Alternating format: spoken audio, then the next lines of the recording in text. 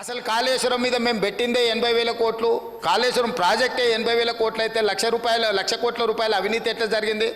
రాహుల్ గాంధీ గారు లీడర్ కాదు రీడరు అని ఇట్లాంటి మాటలు వీళ్ళే మాట్లాడారు.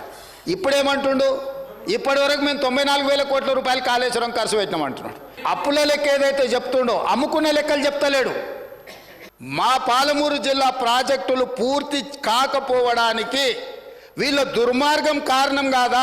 విద్యుత్తులో కేంద్ర ప్రభుత్వాన్ని మేము ఏదో పోరాటాలు చేసినామని తప్పుడు ఒప్పందాలు ఏమేం చేసిండ్రో, మీటర్లు పెట్టడానికి ఒప్పుకున్న అనుమతులు ఏంటో అన్ని లెక్కలు తీసి ఇదే సభలు పెట్టి అడుగుతాము.